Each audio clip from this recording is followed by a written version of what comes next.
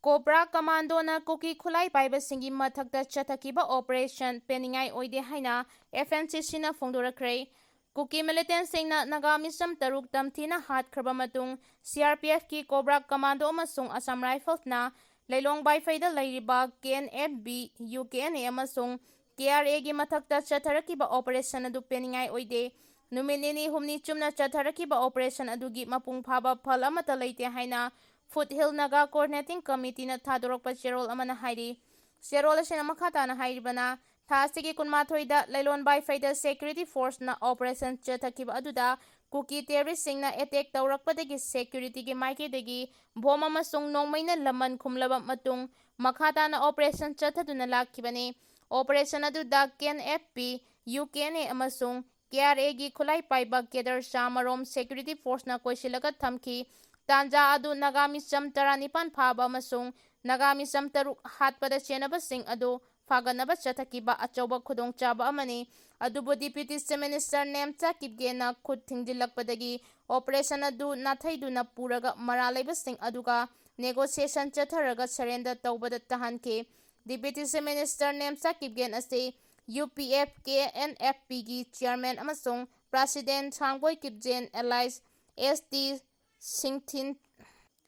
Deputy Minister Nemsa Kipgenase UPF KNFP gi Chairman amasung President Thangboy Kipgen gi loinabini numit aduda senior political leader amadi security gi makok thongba singda phone call tawrakhiba gi report lay phone call tawrakhiba sing adugi manungda Assam Rifles ki DJ 57 Mountain Division Leimakhong gi GOC amasung Minister Yumnang Khemchan chu yauri.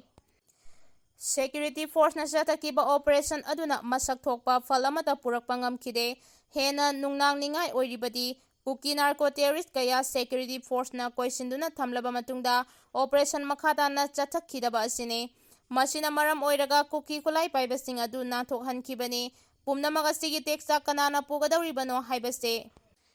haujik asoba wahang ama oiragle khwaidagi hena haithoi singthoiraba Elite Security Force ni haina lamdam asida pusilakiba korba khwaidagi hena haithoi singthoiraba Elite Security Force ni haina lamdam asida pusilakiba Cobra yauna chathakiba operation amada asigumba thawong ama chatharakibasti yamna laibak thibani masina maram oiraga operation adu mapanthongda unaba khaktagi oina chatharaga achumba wayal fanghanaba hotna dabra haibagi achoba wahang ama oiragle Naga Misam Taranipan Phaba amasung Misam Taruk Hatkiba aduda Chenariba Sing Lona Yawba ngamdana Lairibasi Laibak Thibani Thawdo Sing aduda Chenaba Singi Masak Maming Amadi Makoina Lairiba Mafang Khanglabaso Masak Thokpa Action Amata ngasi phawa laukhatana lairi Lamdamasida Tangdu Laitaba Hanjilangnaba honabada khwaidagi maruoiba security operation singi manungda ama oiriba Leilon Baifagi operation handokiba asina miyamna thamlamba thajaba pumnamak manghale Masigi poloi kaidongnungda afaba oiroi lamdam asigi miyamna achumba wild fangnabagi haglei security force na sumisa miyagi mathakta aki akhang thohalibasing asida senaribasinggi mathakta chapchabe action laukhatkadabani Cobra unit amasung Assam Rifles na Kuki narco terrorist sing thengnaba ngamloidaba leirabadi nagasingda sinabiro chapchana thengnajaragi hairi Security na ngak selaga NEET exam tha kiba Kuki Mahairoi Kuntra Kangpokpi tamna purakpagi lambida protester singa chauna muknakhre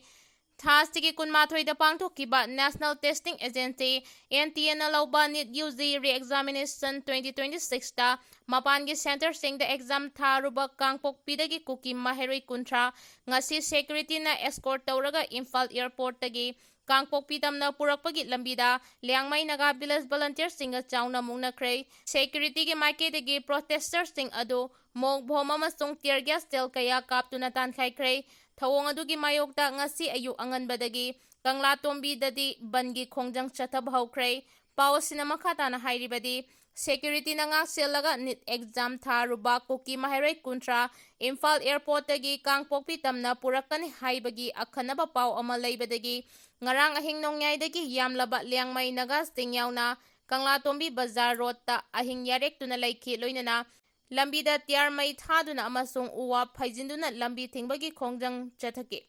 miyamna khongjang changsilingai manung Ahing nongyay matung pung amarom taba duwaida yamlaba security singna ngak chelaga Kuki Mahiray tara ado Imphal Airport dagi Kangpokpi tamna purakpagi lambida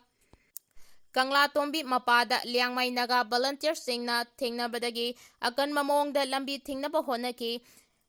Yamlaba protester sing aduna naga misam taruk hatkibagi justice fangdringaida lambi asi phauduna Kuki sing puba yaroi haina security gi gari sing adu thatuna thamki thaudo aduda nakalani gi marakta chauna muknaba thokke loinana security gi maikidagi tear gas amasung mok bomb cell ching kapa yauna nongmei round kayamarum black fire tawduna miyam adu tankaiki adubu thaudo aduda kana amata asopan yaukide security force na escort tawduna Kuki Mahiray sing adu nampuda punaba hona kiba amasung protest tawriba singda ka henba thawong sing chataki haibagi mayokta Kanglatombi Bazar Road mapada ngasi ayu anganbadagi bangi khongjang sangsinba hawkre lambi asigi mafang kayada yamlaba miyamna uwa phaijinba tiar mai thaba amasung nungna singba paisinba gari sing chatok jasin yahandana thamli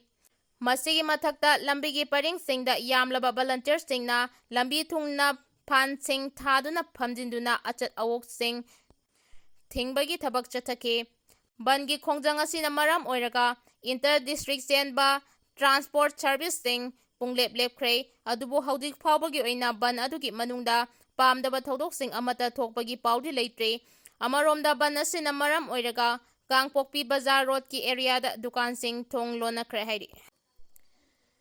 Chahi Taramathoi nupi macha ama rep tawraba matungda halamle Delhi gi kha thangba sarukta leiba Meharauli area da lambigi nakalda imung manugi miyoi singa punna tumduna leijaba Chahi Taramathoi khakta ngairibi nupi macha amabu taxi thauba miyoi amana faduna pukhraga ikai khumnaba manghalaba matungda halaga Faridabad Gurugram lambi paringda leiba asukpa umangi sarukta nupi macha asigi haksang hundoklamle taxi driver asi police na fare mahang Bihar dagi sahi kuntrarom suraba miyoini amasung nupi macha asi mahakna tumlingaida mama mapa khangandana puraga asukpa umangda ikai khumnaba manghalaba matungda khauri charametuna hatpani haiba khangba ngamle miyoi sigi mathakta mari leinaba section singi makhada charge kaya thangatkhre hairi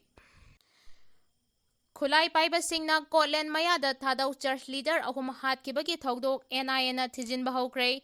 hawkiba me 18 da Kangpokpi district ki manung chenba Scotland amasung Kotjimani gi lonabada Churchanpurda Baptist Convention ama yaruba thadau Baptist Association gi lusingba ahum Khulai paiba singna abuse tawduna hatkiba thaudok adugi matangda NIA na thijinba hawkre hairi NIA gi serolaman hairibana Mamang thada thadau church leader ahum hatkiba adugi investigation chathaba haure thadau Baptist Association gi kangbusing adu Churchanpurdagi Kangpokpi tamna gari anida lakpagi lambida Khulai paiba singna abuse tawduna makoi ahum hatkibani aduga marina asopa nanghankibani NIA gi first information report FIR gi matung ina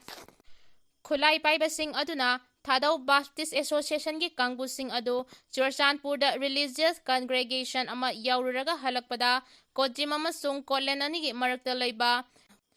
joint point haina khangnaba mafam aduda abuse chatharakibani abuse aduda thadau church leader ahum adu sport mathakta sikibani aduga atopa marina asopan nanghankibani hairi thaudok adugi matangda Manipur police na numit adumaktada case register tawkibani loinana Union Home Minister gi direction matung ina case adu NIA da sinarakpadagi amuk hana arrestor tawraga investigation chathaba hawkibani hairi case adu NIA da sinarakiba adugi matangda Home Ministry gi maikidagi fongdok libana Khulai paiba singna abuse tawduna miyangi punsi amasung lan thum mangbata natana miyamda kitujungba pokhale thaudok asigi matangda hena kumna thijinduna Lautuna basida kana yawbagi haibadu khandoknaba hotnaba mathau tai hairi